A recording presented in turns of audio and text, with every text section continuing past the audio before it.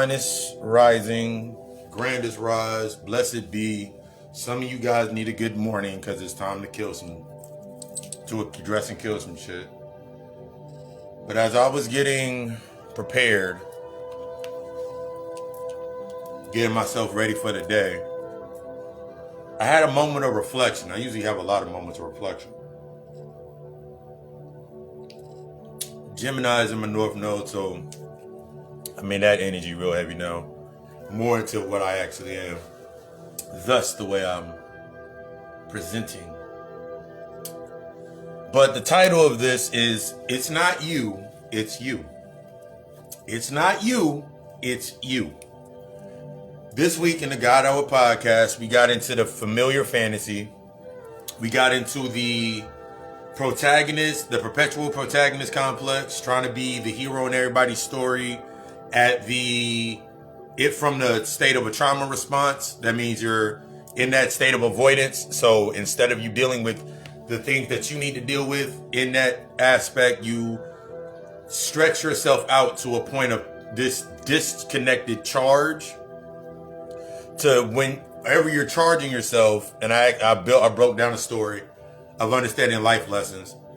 And then you go into this point with yourself of doing that narrative of do as I say, not as I do. And then ultimately you come into this space with yourself where you're manifesting your own detriment by staying in old alignments based on trying to be the perpetual protagonist. You can't be what you were in everyone's story and expect yourself to be able to change. But that's out now. God Hour podcast available on multiple platforms. Tune in to tap out to that. But before we get anything, I was thinking about disconnects, and the more disconnected that I stayed away from myself in that reality, the more disconnected we are from ourselves, the more attachments that we require. The more detached we are from ourselves, that means the more that we avoid aspects of ourselves, lessons that we need to learn, those life lessons. I told one hell of a life lesson, what I thought about it in this week's episode. But the longer that I stay disconnected, that means the longer that I stay running away, the longer that I stay avoiding, the longer that I stayed in a certain mentality, that old behavior, the more attachments that I needed. The more external narratives or the more external aspects I needed in my life. The more things that I seemed to need or I had a longing for, the more that I stayed disconnected from myself. The longer that I stayed in this state of disconnect, the more I was more subtle to things happening and then saying that it wasn't my fault. Thus, to break that cycle, when we're breaking these cycles in our healing, the thing that I had to learn was, at the end of the day, it's not you, it's you. It's not you, it's you. If you give you an example. If you lose, let's say you have your place, you got yourself together, you're building yourself up. And then you allow people into your space that, based on those wounds of that attachment, of that need, you're starting to remain this perpetual state of being the protagonist or being there for others in ways that others were not there for you. And now you're in that space, and all of a sudden somebody does something, you put some trust into somebody, they do something dirty, and then you lose your crib or you lose your car, you lose an item that you worked very diligently for. At the end of the day, you can be upset. You can be upset, go through the grievances, go through all the emotions. But at the end of the day, whose fault is it? Whose fault is it? Who is at fault? Who is at the blame? Whose responsibility is it to assess the situation and acknowledge the behaviors that led to that situation. This is one of the things that I thought about for myself whenever I would get upset at others for doing things, or I would get upset at others for not doing something, even though I felt like I gave them the answer, I gave them the keys. And then it made me think about balance. Remember, everything down here is in balance. Everything down here searches for balance, is within balance. Even if it's in the most chaotic state of balance, the current and flow is to always keep it inside of balance. So, building into that with this aspect of disconnect versus that connection, that disconnect for myself was a lot of us don't understand how to truly charge ourselves and go through the process of charging ourselves. And that's, you have to understand, you have to get in tune with that vulnerability with your emotions. You got to understand your emotions. You got to go through that. Remember, because that unseen creates your space. So you got to get into that unseen. So I did not know how to charge myself. So a lot of times when I was putting in that hard ass work and I was always making these moves, and when I had time to myself, when it came time for me to take that time to myself, like I know I needed a self-care regimen. I know I needed to take care of myself. The reason that I did it was always a disconnect. I never really could plan this aspect in myself to be able to give myself that self-care treatment, because my charge was only as strong as my attachments. My charge was only as strong as my attachments. Therefore, in breaking that down, my charge was only strong as my attachments. That means everything that was in my space that I was attached to, that's what I was making my charge for. That's why I was charging myself up for. It was never me learning to charge myself and then applying to the boundaries that I set. Like, okay, I love you, you cool, I love you, we go all the way back. But at this point in time where I'm at, because I wasn't building my plan. And this is when I started understanding the disconnect for a lot of us is we really have never planned anything. Most of the plans that we make when we're stuck within this disconnect from ourselves is only based on reaction.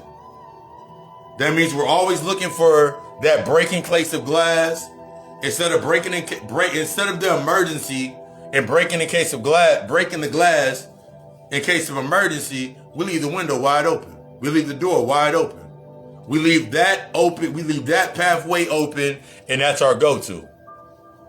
All in to try to give ourselves this charge.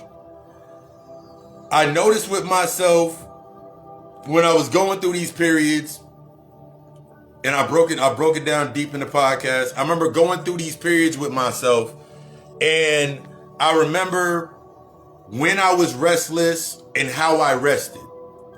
Why I wasted so much time trying to get rest. Why I was always trying to fight my sleep. And that's similar, this is inner child work. Why I was always trying to fight sleep. Why at the end of the day was I trying to grab this false sense of control of my day. All these whys that I had to ask. And it was because I was disconnected. When you move in this space of being disconnected with yourself, that means you keep having your spirits keep giving you like, it's time to sit the fuck down. When your spirit team, the ancestors, everything putting you in that position, it's time to learn that lesson. The longer that you avoid that lesson, the more disconnected you become. The more lost that you become. Remember, when you come into this healing work, when you come into your healing and you say, I master, that I am self, I am law, I am master.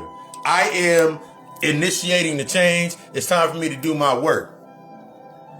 The thing that's going to stop you or to halt you is every time that you don't address the disconnect. You keep trying to keep those same attachments in play because those are what gave you that charge based on that identity. That weight that you are letting off, that weight that's being let go, it gets heavy first.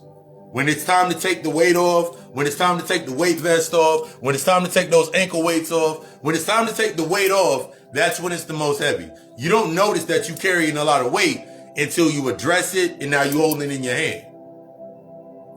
It's time to get out of that disconnect zone. This familiar fantasy that we put ourselves in all the time. I remember so many times, and when I really look back at my life and all of the life lessons that I had to go through, and when I really looked at those life lessons and I really looked at how they corresponded and how they all came together, when I really started looking, I was like, oh, it was only based on me and me. It was easy for me to blame others. It was easy for me to blame others. It was easy for me to put it on others. It was easy to be like, well, it's because of you that I can't do this. And it's because of you that I can't do this. And then it was as simple as me turning on a light switch in my dark ass space. It was simple as me turning on a light switch. I was like, wait. The only reason that I wanted to stay in this position, or I stayed in this position, was because I was used to being valued. Here's the thing about you being valued. Remember that liability mindset that I'm always getting into. As long as you're a liability to yourself, that means as long as you're disconnected from your inner child, you're disconnected from you, disconnected from your emotions, always trying to find disconnecting your emotions, your value will always be assessed by others. You will always be more of an asset to others than to yourself. So when things come into your space that are meant to help you grow, you won't know how to assess the situation. You won't know how to assess the situation. Because you're sitting there, you're used to others setting the tone of your value, and it's usually based on the most minimal of content. You got so used to that minimal content, minimizing, maintaining the identity, that when something comes into your space to really challenge those identities, you automatically standoffish. You're not ready to take that in because nothing in your space matches that. But as I've said before, the contradiction is the answer that's going to challenge your behavior. That contradiction is going to be the access point to challenging your behavior. That's going to be the question to your why. That's going to be the answer to your why. You can keep making, I always tell everybody, you can keep making the same exact motions over and over and over again. But at the end of the day, the end of that month, the end of that year, the reality to it is some of you are just now getting to 2018. We're just going to stay in this little tidbit. Due to your emotional aspects that you have not dealt with and the disconnect from your emotional development, you're just now getting to 2018. Think about that conversation you have with yourself. Think about everything that you go back to. Some of y'all are still stuck in 2018. That's 1 + 9. That was the end of a cycle. Some of y'all can't end that cycle. Some of y'all can't end that cycle because of the cycles that are previous to that. Some of you are stuck in 2019. Some of y'all are stuck in 2019. That was the birth. That was your birth. That was your come out year. That was your birthing cycle. Because 1 + 9 = 10, which is actually 0. That was your birthing moment. Some of y'all are stuck in 2020. That's 2 + 0 is 2. That's the moment of coming into that mastery. And some of y'all can't even get it. So you can't even get into 2021. That's 3. That's creation.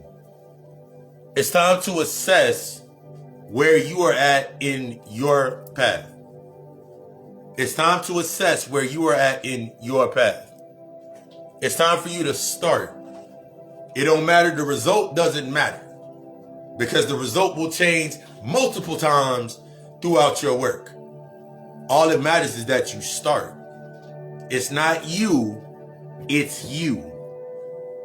It's not you, it's you.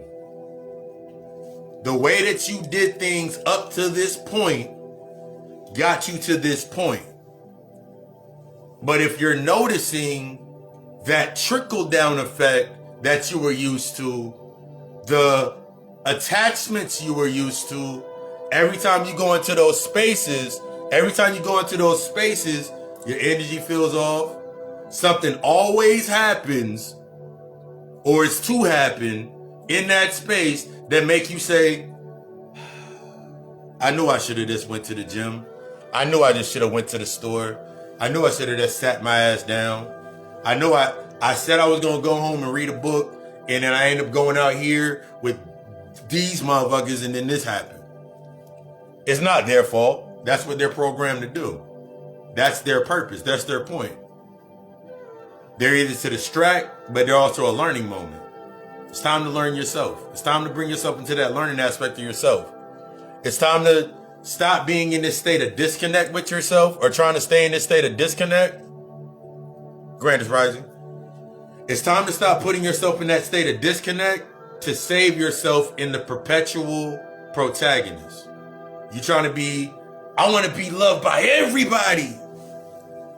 That's not even remotely possible.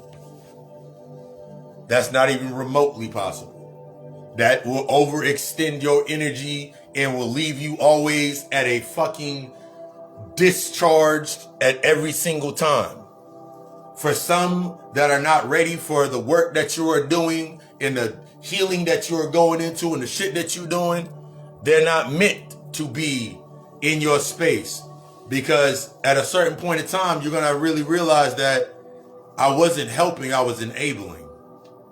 Because the longer that you stay in the space, always running to their aid, and they never learn the lesson, you're only enabling them. So then in your space, when something comes into your space, in correspondence to keep balance, or to challenge the balances rather, you're going to be expecting it to enable you. Full circle effect. It's time to stop saying to yourself, because this is what you say to yourself, I'm going to do as I say and not as I do. That's what keeps getting you in that manifesting your detriment. You keep trying to pull that energy down into that old space. It ain't supposed to go there. It's supposed to take you higher. It's supposed to challenge you. It's supposed to make you get to that point. That's what we got into on the God Hour podcast. That familiar fantasy. Everything in your space is based on a familiar fantasy, based on that trauma and the things you ain't dealing with. We got to understand that it's the unseen that creates our space. So if we want to change our experiences, if we want to maximize the potential of our results, we got to deal with the unseen aspects first. We got to get real honest with ourselves first. We got to have that conversation. If you're ready for that conversation, you know you can hit me up in the inbox. Hit me up in the inbox and we set that appointment up, whether it's a reading, consultation. All of my readings are mini consults. It's time for you to show your work. It's time for you to make that plan to make yourself better. It's time to become that asset that you've been dreaming of. All that matters is that you start. That's all that matters, is that you start. This ain't on nobody else to... But as soon as you start, that's when the fun gonna start. But I want you to be the fucking best. I desire you to be the fucking best. God Hour Podcast. After you listen to the God Hour Podcast, go ahead and fly over and hit up the inbox, and then we gonna get that work started. I want you to be the best. I want you to start letting the walls down. Let them walls down. It's okay. I swear it's gonna be the best. I can promise you that when you really start doing this work, when you really start embracing this work, it's gonna seem, oh my God,